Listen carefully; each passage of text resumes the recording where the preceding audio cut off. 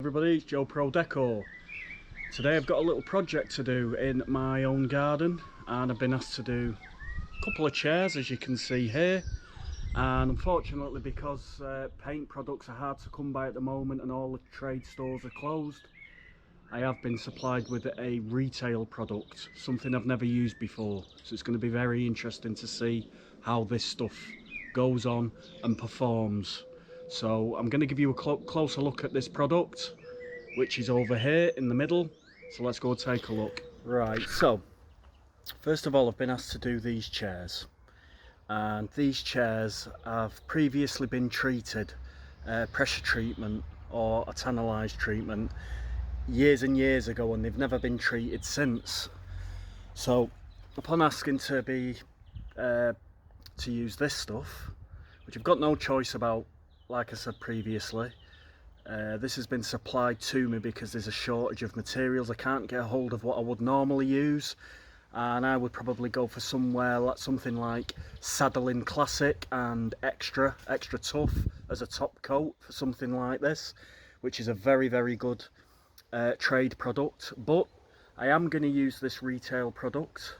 It's been bought from a DIY store, and I'd just like to say I'm not being sponsored, I've not been paid to do this video. This is just simply something I want to show you today with the paint that I've been supplied with. So this particular paint is a water-based product. It is a matte finish, so what this paint tends to do is show the grain of the wood, which is what that was the purpose of this. We wanted to see the grain on the wood, so this product sounded right. You can have it in various colours, so it's not just in mahogany and teak and clear, you know, and things like that. It's not just wood finishes, it's actually tinted and it's colours, so that's why this has been chosen. But because we've not been able to get a preserver, I've then thought, well, you know, how am I going to get past it without a preserver? Well, ideally we should put a preserver on, because that's deep penetrating, it goes into wood, it'll top up whatever's in there at the moment, but we haven't got that choice at the moment. So is there anything else we can do? Well, yes, there is. What I've decided, I'm going to actually thin the first coat down. So once that goes on this timber, the first coat, I will then, so what I'm going to do is I'm going to spray it for a start. So I'm going to be using this, and it's my XVLP 5000. So what I can do is I can spray this, get it on quite thick, and then what I'll do is I'll get a brush and I will lay it off with the brush, and I'll just help get it to absorb into the fibres, into the grain of the wood, just on that first coat. Try and get it to penetrate as much as possible, like I did on fence panels. And then on the next coat, or the next two coats, I'll then just be using a thicker consistency of it and just spraying it straight on and doing a couple of sprays. So like I say, I'll be using this. This is my XVLP. It's a great machine. It's similar to a HVLP, which is high volume, low pressure. You put the material in the cup, which goes on the gun, like so. It's absolutely great. But the beauty of this is, personally, I think it's better for water-based materials. The X on the XVLP stands for extra volume. I just think this one is, you don't have to mess about with it as much as some HVLPs I've used in the past. So like I say, it's a great bit of kit, and I'll be spraying 2 or 3 coats on there for you today. So I'm just going to show you what I did was, because my thinking is to get the thinned coat, which acts like a primer, and it gets into the wood, gives it a good base, a bit like a mist coat, say, on a wall or on bare plaster. It will just suck it up, so that's why I want to do it thinner to start with. So I've done a mix of about 20% thinned, and that's for my first coat. And then in the actual tin itself, I've done a 10% thinned mix, and that will go on afterwards. It's going to be about 4 hours in between coats, I think, on this product, because it's a water-based product. It'd probably be a bit quicker today because we're outside and it's nice and warm. So what I'm going to do is I'm going to get on with it now. I'm going to get this filled up. I'm going to get it on the machine. What you have to do is you have to do a few test runs. Make sure you've got the fan width correct, you've got the viscosity of the paint correct, etc, etc, before you start spraying. Now, I have got another video on my channel which is an introduction to this machine. It was a couple of years ago now, and that just goes into a bit more detail about the machine and getting it set up and everything. I'm presuming I've done that. If I haven't, then I will. If anybody's interested, I will do a more in-depth video on the actual spray machine. It basically comes with different guns, etc, that you can put on for different thicknesses, different finishes. I'm using the fine finish head today, so right, well, what I'll do is I'll crack on with it. I'll do a bit of a time lapse with me. I'll do a bit of a spray and then a bit of a time lapse, so you're not having to watch me go all the way through it, and so on and so on. So 1 second. Right, so I've just done a little test run, everybody. I seem to have got the pattern okay. I've actually got it on quite high. I've got it on pretty much maximum airflow, maximum volume flow. Turn that down a little bit to about 9, and I've got it on, let me just double check. Right, so maximum airflow, I'll drop that to 11. So you do is pull the trigger slightly. Beauty of this is you pull the trigger slightly, it starts pumping the air out instantly. So what you can do is you can get rid of any debris or dust out of the way first, which is brilliant.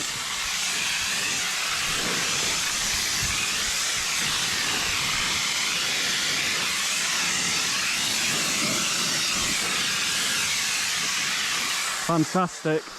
And then what you do is it's a bit of an extra pull then for the material to come out. Like so.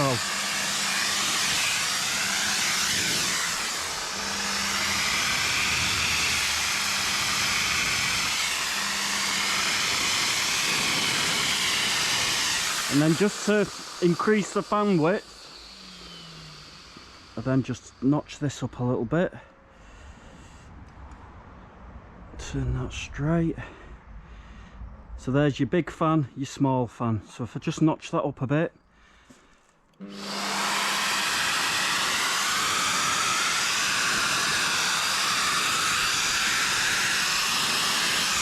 Bit more fan width.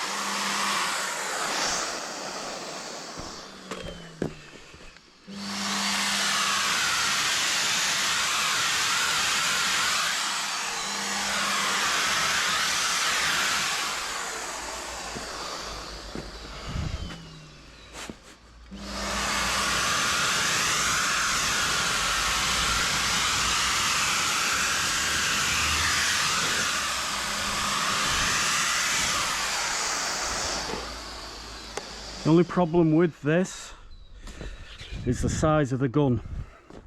So I don't want to separate these much more because I don't want it going over too far in the garden, but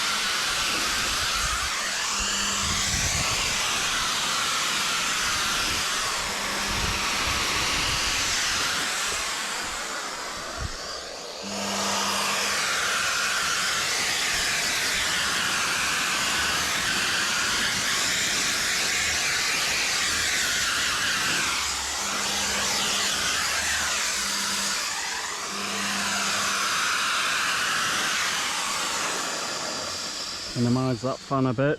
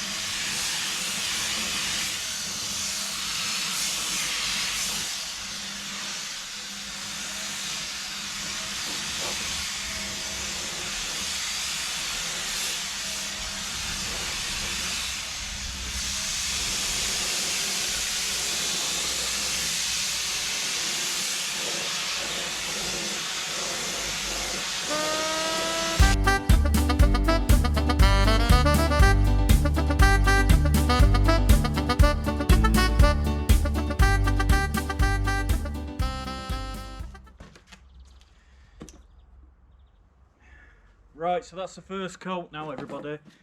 So what I'm going to do now is I'm going to quickly brush over it before it gets a chance to dry. On the second one, it's gone on really thick. It's gone on really thick. And it gives me a chance to just get all the paint into the grain. Just helps push it in.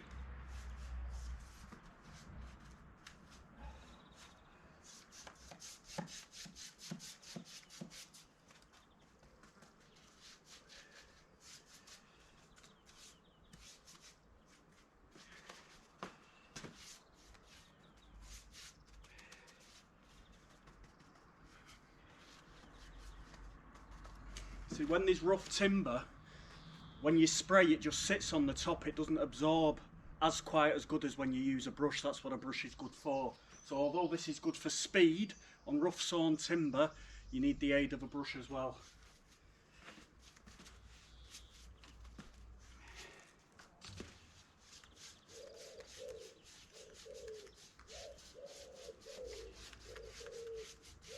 Just where these knots, things like that.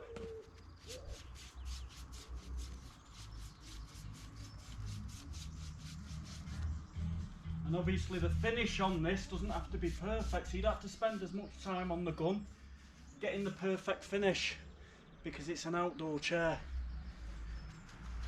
You just want the paint to absorb. You might get the odd run here and there, just brush it in.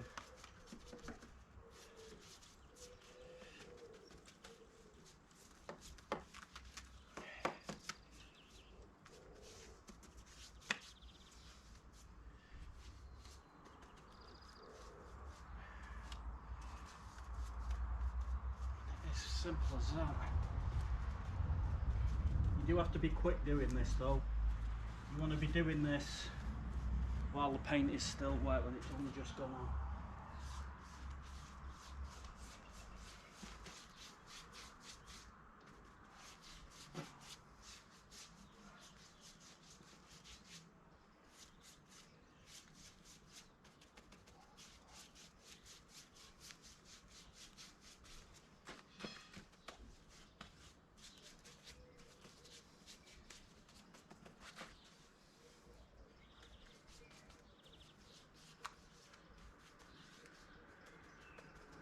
Make sure you get it in the grain, the end grain, that's important. Right, so that's fine.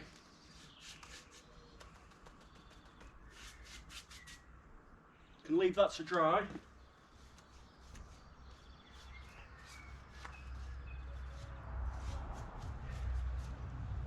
Two or 3 hours I think on a day like today, 2 hours max I think, and then we'll come back to it after that.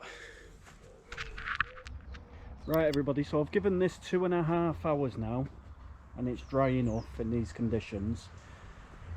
If it wasn't as warm, sunny and dry today, I'd probably recommend leaving it a good 4 hours before doing it.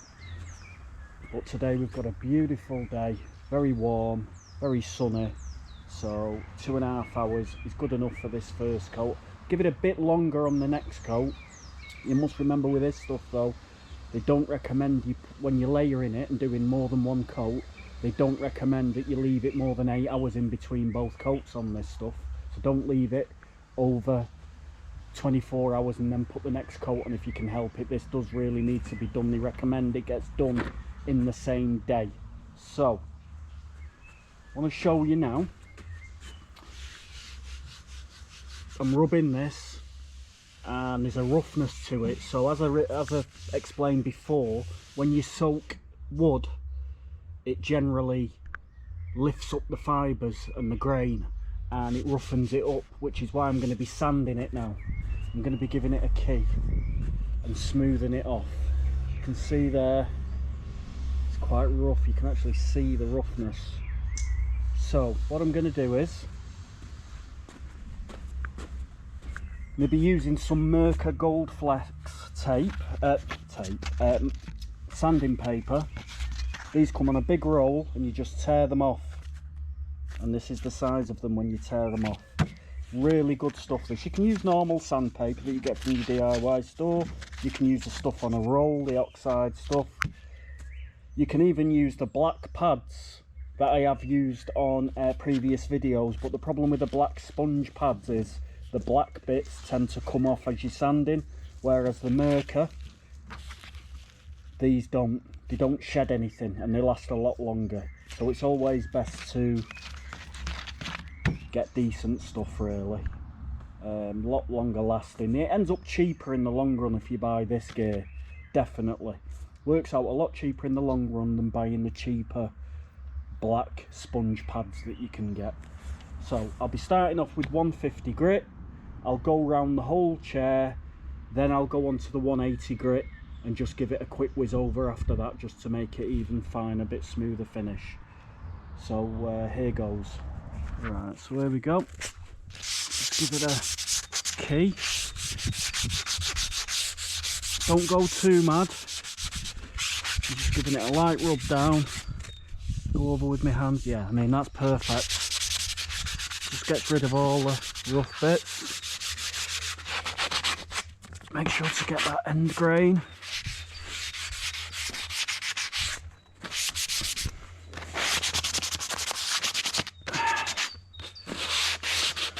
Now this top here, particularly rough.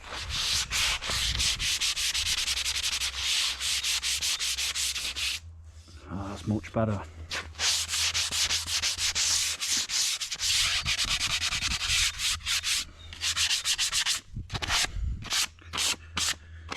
You don't have to go OTT with anything you're not sitting on. I guess it's a chair. Anything that's not in view, anything that's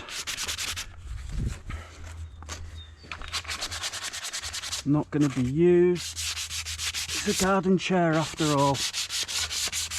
Some of you might think this is a bit OTT for a garden chair in the first place, but this is essential prep. If you want an item to last a long time, do it properly, don't cut corners.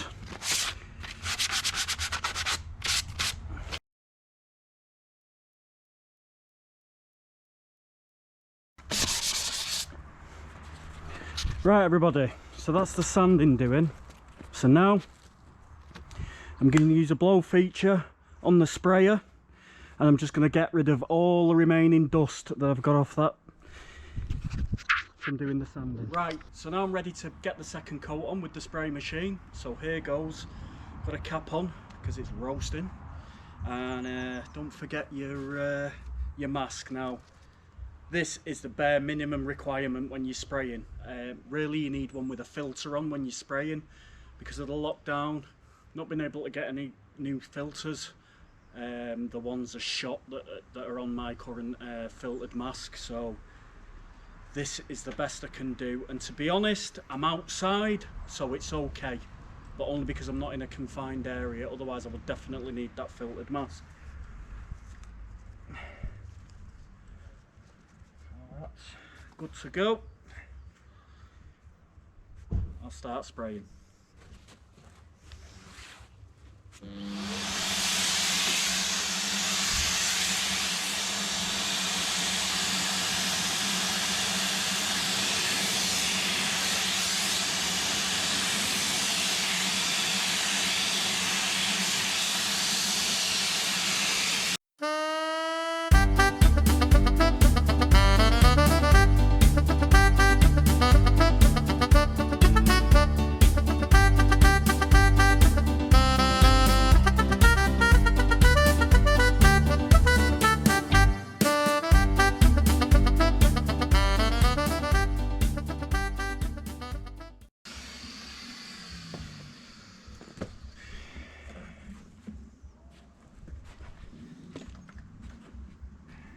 Right,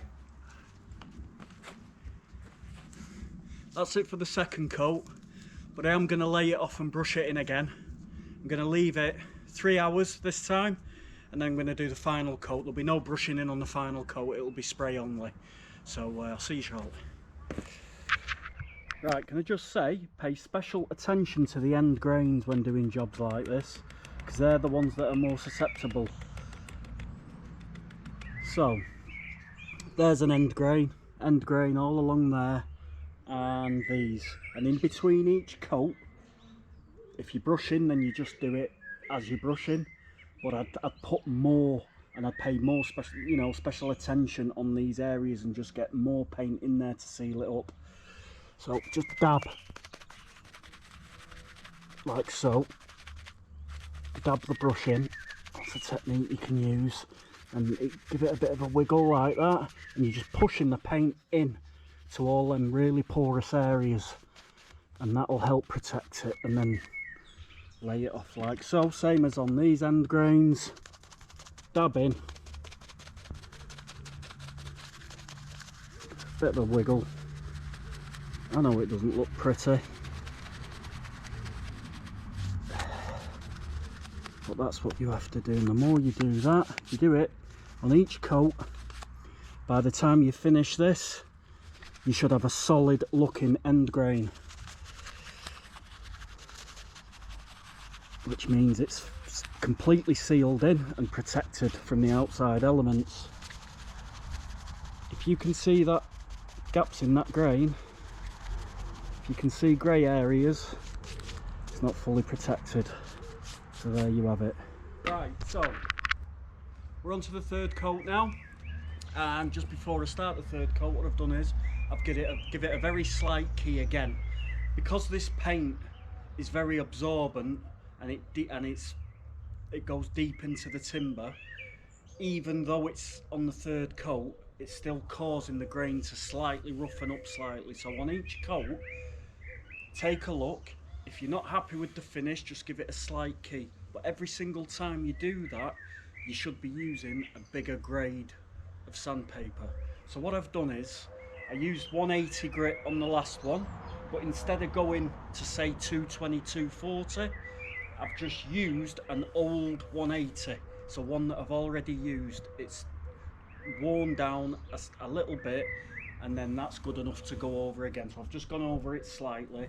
I've got a nice smooth finish again. Now don't forget, this is a rustic set of chairs, and I've got a little table that goes in between the two as well. It's rustic, it's not supposed to be perfect. I could have spent a little bit more time getting the fan and the viscosity of the paint a little bit better. I could have got a slightly finer, better finish on the spray, but it really doesn't matter, because I'm doing a rustic set of chairs, and I'm even brushing it in. So what I've also done is I've just done all the end grains again, and then what I'll do is I'll see how it looks after the third coat. Hopefully I won't have to do the end grains again. Hopefully it'll be sufficient. So on with the mask.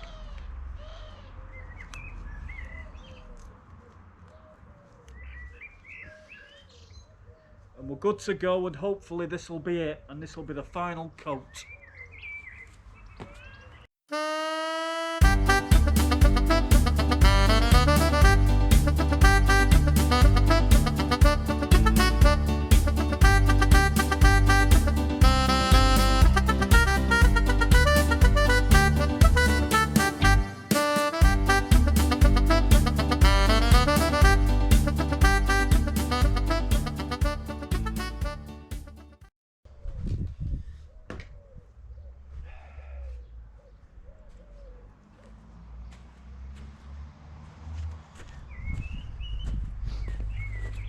Right, so that's it. I've just got the table to do, so I'll quickly turn you off and I will walk you around and show you the finished product. So here we have it, third coat on, and it's already drying. What I'll do is I'll post up a picture of the finished article at the end of this video, and it will include the table there that goes in between. I've not included that in the spraying, but I'll just go around now and I'll show you. So as you can see, where the end grain is, it's a lot more solid, and that's what we want. So don't forget to dab that extra paint in there just to seal up them really absorbent areas. It's really important for the the longevity of furniture outside. Now you could have done 2 coats on this, but 2 coats wouldn't have been sufficient in my eyes, and you're not going to get long lasting results with 2 coats. But as it is, I'm quite happy. It is a little bit overkill, but I want this to last, and I wanted a nice deep colour. So yeah, I'm happy with that. And the other areas you might struggle on is where there's knots on the timber as well. You have to put extra paint on them. You have to lay off, dab the brush in a little bit extra, take a bit more time getting them areas right, and it'll thank you for it afterwards. So there you have it. Now this is rustic furniture. I didn't see the point in filling in the gaps, cracks and stuff in the timber because it is rustic. Now if you wanted something a bit less rustic, and you wanted to go that bit extra mile on the preparation, you could always fine surface fill the cracks, which you can see on there, and nail holes, etc. But honestly, on this, there's just no need. I mean, this is gonna last the test of time, I think. Now I'm actually happy with the finish, although I must say it is supposed to be a matte finish. It's not completely matte. It has got a slight sheen to it. If I can highlight the sheen on it, it's not completely flat matte. If I show you there, you can just see it shimmering off the corners. And I guess it has to have some sheen in it to give it its protection, to be honest. It is outside paint. It's really difficult to get a complete matte finish that's going to be sitting outside all year round, that is going to be durable enough, really. So that's it, guys and girls.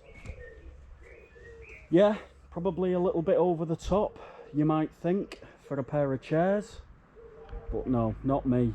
I'd rather do it properly and get long lasting results out of it. So I hope you've enjoyed this video.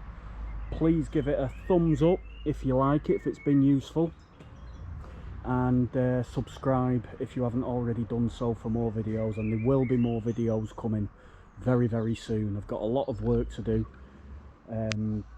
Outside, exterior work, and then as soon as the weather gets bad, I'll be jumping inside and I'll be getting some more interior work on here for you guys to look at. So everybody take care of yourselves, stay safe, keep that 2 meters apart, and I'll speak to you soon. All the best, everybody. Bye bye for now.